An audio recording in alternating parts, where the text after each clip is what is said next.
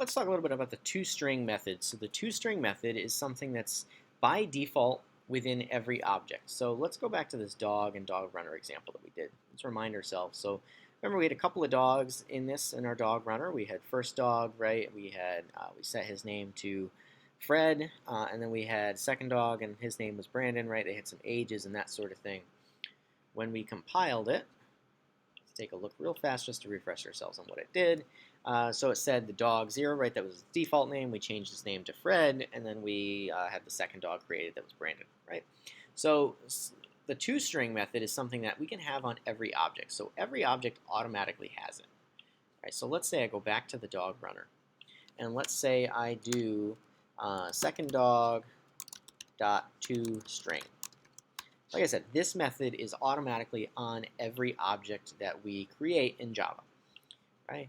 When we get into the topic eventually in the AP class inheritance, right, that will become more useful. Oops, what did I just do?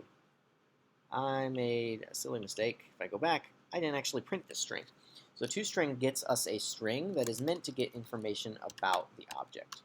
Right? So print line.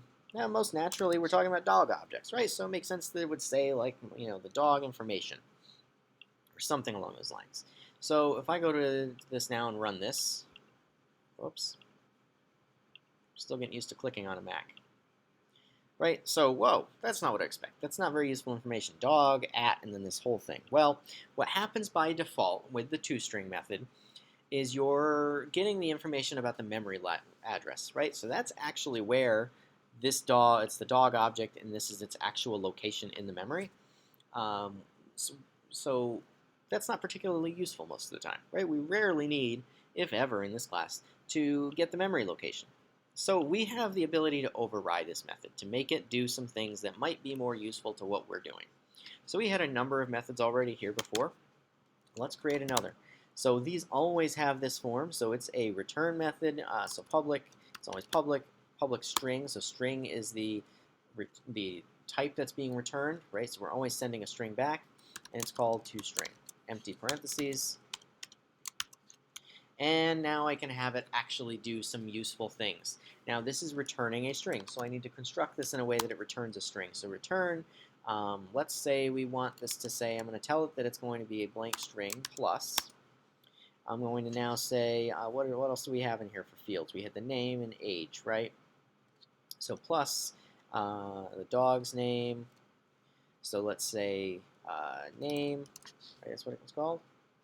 Yeah, name, and then we had age. Name plus is